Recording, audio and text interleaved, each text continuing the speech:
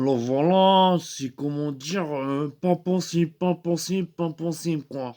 L'autre jour, comme ça, je marchais tranquille, là, au boulevard Jean-Michel trois coups, tout ça. Et je vois, il y a un badaud, là, un putain de crevard, il a installé un chapiteau, comme ça. Il est jaune fluo, avec des petits points roses, tout ça. Et on entend des bruits de bâtard de l'extérieur comme ça. Alors je me dis, vas-y frérot, allez Jojo, on se motive, on va voir ce que c'est quoi ce truc de bâtard avec une putain de tente comme de cirque, hein, mais jaune fluo avec des petits pois comme ça. Et déjà ça fait un peu crevard flashy, tu vois. Alors je me rends comme ça, discrètement, il y a une belle demoiselle qui passe, je fais genre non je vais pas là-bas, hein, je traîne par là, j'observe le trottoir, c'est intéressant, hein. Et voilà, je fais genre non non, voilà, mais finalement je me faufile dessous, tout ça. Et j'arrive à pénétrer sous l'antre donc du chapiteau, comme ça, au boulevard Jean-Michel Trois Couilles. Et ce que je vis sur place, comment dire, m'a choqué vraiment. Je suis resté bouche bée, comme ça. Je suis resté de glace, comme on dit. C'est-à-dire que voilà. Il y avait dans le public, il y avait des chaudasses comme ça, ils étaient en train de se foutre des doigts, tout ça. Il y en a même certaines qui partouzaient, ils se fourraient des doigts dans le pif, comme ça. Il y en a, elles remuaient le fessier de la demoiselle d'à côté, elle lui faisait sentir, tout ça. Il y a des petits crevards comme ça, ils avaient des Kleenex dans une main, dans l'autre, ils gigotaient, tout ça. Et il y avait un petit badaud, un crevard comme ça, apparemment. Ça s'appelle la prod toute cramée, tout ça. Et voilà, et il organise des petites joutes lyricales, humoristiques, tout ça. Et voilà, il est en train d'ambiancer comme ça. Il dit, avant Kleenex, on va faire de l'aérobie. Je vous mets trois bonasses devant vous, faire tchac, tchic, tchac, pouf. Comme ça, faut les arroser. Et voilà, et j'ai vu, il donnait des instructions salaces, perverses, il pervertit la jeunesse, les environs, le quartier. Comment il va terminer le monde si tout le monde il ouvre son chapiteau, il commence à faire, comment dire, le pitch sur scène. Les demoiselles elles commencent à se fourrer la chatte, elles disent cela prend toute cramée, c'est permis, ici il n'y a pas de restriction. Voilà, comment dire, c'est un truc de dingue. Alors, apparemment, ce chapiteau fluo, c'est la prod toute cramée. Apparemment, je me suis renseigné. Voilà, le gestionnaire, hein, il m'a dit, voilà, c'était cette tente fluo toute cramée. Ou alors, on la faisait nous-mêmes avec des bouts de bois, des feuilles et de la mousse pour quand il pleut. Du coup, on a longtemps planché sur des maquettes, hein, des petites maquettes avec des petites brindilles, tout ça. On a tenté de reproduire le modèle, hein, il nous a dit gestionnaire, modèle taille humaine comme ça. Et vraiment, voilà, ça ressemblait à un petit bûcher, comme ça on a mis le feu et voilà, on a accepté la tente fluo créneau là. Genre, même dans les années One Again, ils nous auraient refoulé ça dans le futur.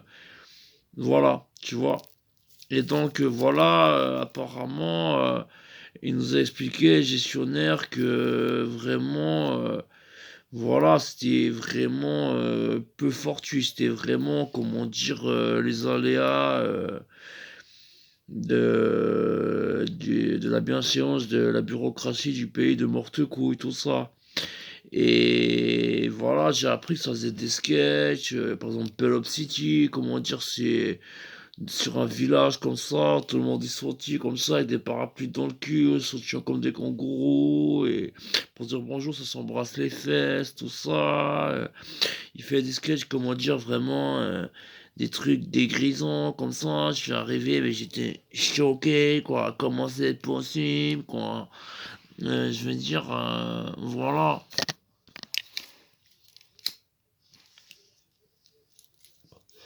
Et vraiment, je sais pas si je suis mal tombé ce jour-là, hein. Mais il était en train, comment dire, voilà, il faisait du lancer de nain, le crevard. C'est-à-dire qu'il avait des nains, comme ça, standard, genre un bon 80 centimètres comme ça. Des bons pieds, hein, des panards de bonhomme, montés sur des petits corps, comme ça. Des petits corps, voilà, comme ça, des petits corps. Et il les jetait en l'air, comme ça, il leur faisait faire des pirouettes, tout ça. Et après, il atterrissait sur une otarie qui faisait. J'ai trouvé vraiment mais choquant, voire dégradant. Je suis allé interroger un des nains, il m'a dit voilà, si vous saviez ce que les autres doivent faire pour passer sur scène. Il y a même des chèvres, elles ont voulu venir sur scène, elles ont dû, voilà, elles ont dû y passer, hein. Voilà, il y a tout le monde est nourri au même pas à la production toute cramée, genre. C'est pour ça, ça donne des dents d'âne. Les chèvres, elles sont arrivées, elles sont ressorties. Quand ça, tu vois, quand un torticolis de la bouche, genre, ça avait pompé pour pouvoir accéder à l'antre du diable, le chapiteau, la prod toute cramée, où il y a que des défoncés du cerveau. Il y en a, ils se toquent la tête contre les murs du chapiteau. Elle est bonne, elle est bonne, Jojo. Et là, j'ai cru que c'était un pote qui m'avait reconnu, mais il était trop cramé. Il disait à tout le monde Jojo. Il disait hey, Jojo, hey, Jojo, Jojo. Voilà, la prod toute cramée, comment dire, c'est un petit peu le repère malfamé des gens, comment dire, gavés du. Voilà, comment dire, il y a un peu tôt des saltimbanques, voilà, des bouffons qui sortent dans tous les sens, tout ça, avec des haches. Au début, je me suis dit, oh là là, là, je vais finir haché, macéré, mixé au turmix. Et au fait, très cool, hein, comment dire, c'est des gens plutôt civilisés, hein, assez matures, comment dire, ils savent s'amuser, hein, à la prendre toute cramée, hein. Je veux dire, je suis resté choqué, mais un petit peu, j'avais la bave à la bouche, hein. Comment dire, au-delà du numéro de lancer de nain, triple salto, sur atterrissage d'Otari, comme ça. Voilà, putain, il y a eu vraiment des trucs de dingue dans ce chapiteau, comment dire. À un moment, il a fait un sketch sur les chèvres. Et vraiment, ou d'autres, voilà, vont se contenter de dire la chèvre, je la chope, je la retourne, je la fume. Bah lui, vraiment, il l'a fait. Il est arrivé, il est venu avec un éleveur de moutons. L'éleveur de moutons a fait tchac tchac. Une petite chèvre, elle est arrivée sur le chapiteau.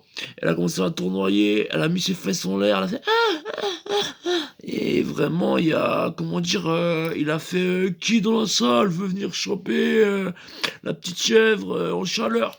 Et il y a une demoiselle, elle a fait j'aimerais bien venir lui essuyer l'entrefesse. Et à force de tourner, elle doit être toute chaude, elle doit être remuante, de l'arrière popotin, ça doit sentir le frottin, le crottin. Laissez-moi me faire plaisir. Et voilà, on l'a vu courir pendant une demi-heure après le cul de la chèvre pour pouvoir lui renifler les fesses. Et la chèvre, elle voulait pas, elle courait. Vraiment, il y a qu'à la production toute cramée quand on voit ce genre de choses, tu vois. Au-delà de ces toquets que je tape la tête contre les murs. Elle est bonne, elle est bonne. Allez, Jojo, au revoir, au revoir. Grande bonne, elle est bonne, elle est bonne. Voilà, vraiment, je suis resté choqué, mais quand même un petit peu en train de baver comme ça. Il y avait des bonasses, tout ça. Genre, gros lolo, tu vois. Genre, si tu, voilà, la présente, ou même tu la ramènes chez toi, tu dois appeler, voilà, un spécialiste, il te refait la porte parce qu'elle passe pas, tu vois. Genre des meufs siliconées de chez siliconées, genre dire t'as même pas vu ça à Bimbo City, tu vois. Et là tu les voyais gigoter comme ça, en train de faire c'est la prod toute cramée, si on peut faire ce qu'on veut, on peut se foutre des doigts dans le cul, dans la chatte, on peut pisser dans le chapiteau, ici tout est permis, c'est un grain de folie dans un monde terné plat. Et voilà, comment dire, voilà, je suis resté un petit peu dans la fantasmagorie du chapiteau de la production toute cramée, quoi. Comment dire, Et voilà, c'est vraiment déglinguant, la production toute cramée, quoi. Je veux dire, en plus, voilà, je suis allé au bar, tout ça, et ils me font, si vous voulez, un lait myrtille, il faut attendre. Et je fais, alors pour un lait myrtille, je suis prêt à attendre même une décennie.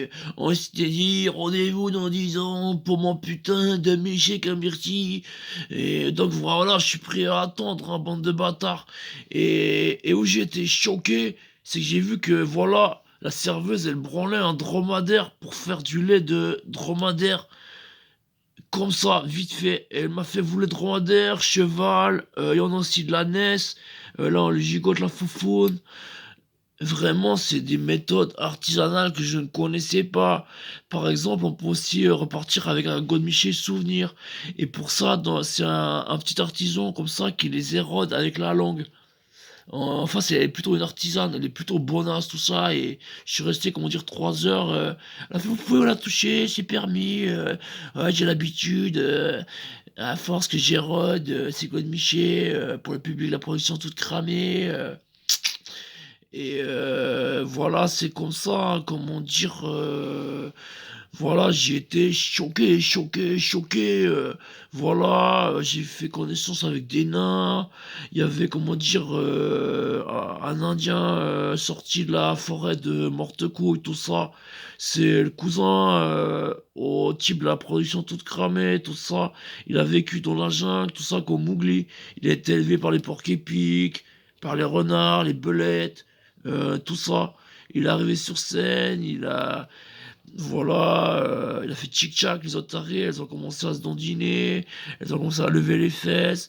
Il leur a fait, toi t'as été vilaine, ça en a fait.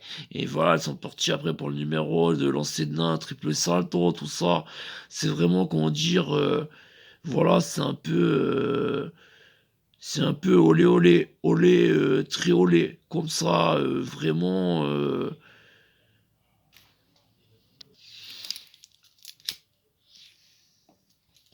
Et après, à la production toute cramée, il a commencé un petit speech comme ça. Il a fait, alors je vais vous raconter ses contes princesses sur les charmantes demoiselles à sauver dans les temps moyenâgeux, tout ça. Et il a commencé son histoire, tout ça. Il a fait tic-tac. Il a invité une copine, Myrtille. Ouh là là, je suis resté les yeux écarquillés, comment elle est de toute splendeur, vraiment. J'ai eu une petite érection dans le caleçon, et je dois dire que voilà, c'est péché, elle est vraiment charmante quoi. Et à la fin, il l'a sodomisée sur scène et il a fait, c'est que dans les bons contes de fées que ça se termine, voilà, par un bon coup de gigot dans le fessier, tout ça. Et vraiment, je me suis dit, il hésite pas sur les moyens, la production toute cramée comme ça. Vraiment, c'était la dinguerie, la folie, c'était la turpitude de l'ennui, quoi. Comment dire, j'ai passé un vilain quart d'heure, quoi. Par contre, ça sent un peu le phoque comme ça dans le chapiteau, tu vois. Il y a toutes les meufs qui sont en train de se doiter la fou, ça coule, ça coule. Il y a les branleurs qui font tchac, tchac. Encore, t'as de la chance si t'arrives à esquiver les jets, tout ça. Hein, excusez-moi, j'ai visité dans vos cheveux, je suis désolé, quoi. Vous avez passé devant, c'est pas ma faute, quoi. Putain, Brendan, quoi. Vas-y, remets-toi, quoi. T'es devant moi, je suis en train de pougnetter, quoi. Ah, putain, t'es qu'un connard, t'es passé devant, c'est ta faute, bâtard, quoi. Franchement, c'est un petit peu comme si les mouettes, les albatros, les goélands, tout ça, les mouettes, les colverts, tout ça, ils commençaient à s'exprimer, ils disaient, c'est pas nous qui vous visons, c'est vous qui vous mettez sous nos excréments. C'est un peu, on vous pisse dessus, mais on vous fait croire que c'est du, voilà, veuve clicquot comme ça. comment dire, à un moment, ils ont fait un petit spectacle comme ça, un sketch comme ça, c'était, Greta et le type d'alpage, tout ça. Alors, je vais te raconter l'histoire vite fait. C'est comment dire, un type, il entre comme ça, il part en randonnée avec sa copine, Greta, tout ça. C'est qu'un jeu dans Titanic, le fameux porno, voilà, repris du Titanic. Et donc voilà, il part en alpage, il est avec sa copine, il commence tchac, tchac, tchac, tchac à la prendre derrière les fougères, tout ça. Et tout d'un coup, il y a un putain de taureau qui arrive, genre un peu vénère, tu sais. Il crache de la fumée du nez, il bave, il est là, il ragle la patte, avant qu'il va charger, tout ça. Alors il nous raconte sur scène comme ça, il fait, alors ils sont allés dans un putain de refuge, tout ça.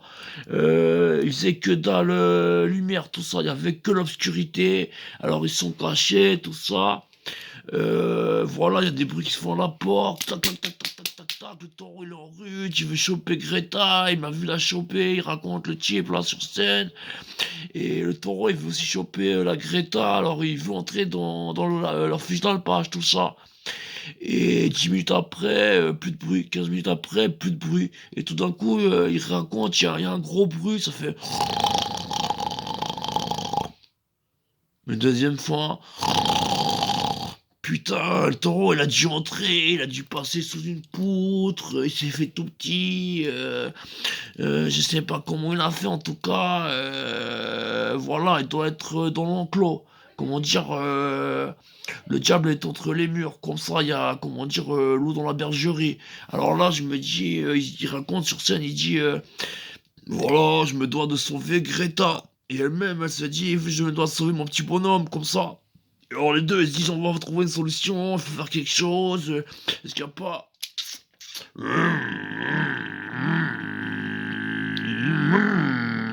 Une tronçonneuse, et après on va bouffer du beefsteak vegan.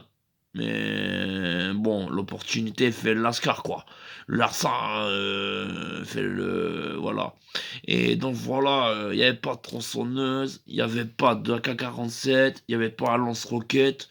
Donc du coup, voilà, dans la nuit, on entend encore un... On se dit, ah putain, il s'approche. Là, vraiment, on sentait vraiment le tremblement, le grognement, tout ça. Il raconte. Et ensuite, alors, voilà, le type à Greta, là, celui qui est en train de la choper dans les fougères, et héroïquement, il chope un bâton et il s'approche du bruit. Et voilà, il est tout proche, tout ça. Et il fourre la main comme ça, c'est dans la nuit, il va pas grand chose. D'un coup, il entre la main dans un orifice, dans un trou, tout ça. Il se dit, ah, ça doit être la bouche ou le cul du taureau. Alors il prend le bâton, il fait tchac, tchac, tchac, tchac. Il entend une sorte de... Alors là, il prend sa Greta par la main, il sort vite du refuge d'alpage, tout ça. Ils partent en courant, ils partent en courant. Ils vont se poser sur un banc à 200 mètres plus loin, tout ça.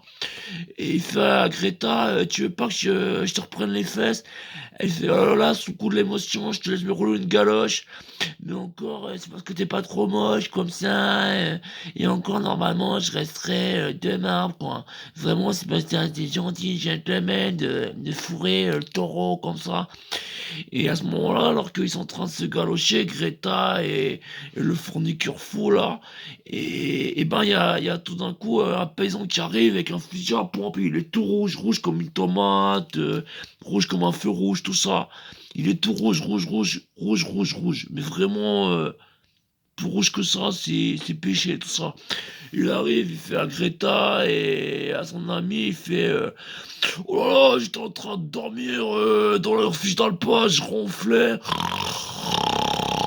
je ronflais un peu lourdement, je reconnais. Il y a des bâtards, ils m'ont enfoncé un putain de bâton dans le cul. Et il m'a fallu bien 10 minutes pour leur sortir. Il y avait des écharpes, je les ai toutes ressorties.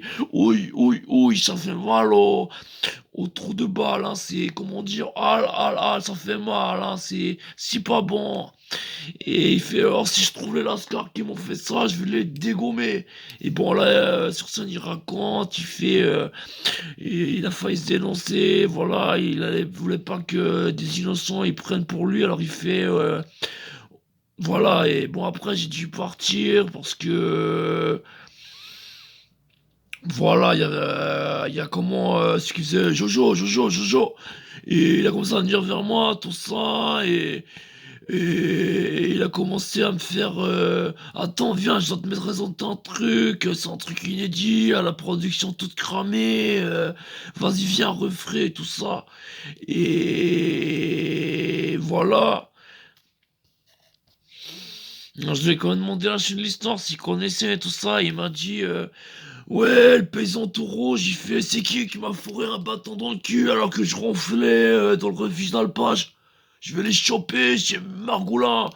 Et voilà, bon, voilà, c'était si comme ça l'histoire que j'ai entendue, on la prend toute cramée. Comment dire, il y en a qui étaient là, «Ah putain, ce qu'elle est bonne! J'aimerais pas qu'elle soit dans mon trou de balle, mais elle est bonne, je le ferai tapiner jusqu'à Amsterdam en mini-jupe, c'est une blague.» Ouh là là, elle me ferait des putains de pépettes, je la roulerais, je la friterais comme du shit et je la couperais en lamelles, tu vois ce que je veux dire? C'est une blague à faire tapiner jusqu'à Amsterdam au quartier rouge, tu vois? Donc voilà. Donc si jamais si tu passes par le boulevard Mortecouille, les 4, tu passes par ici, par là, tu dois te payer une morte-couille.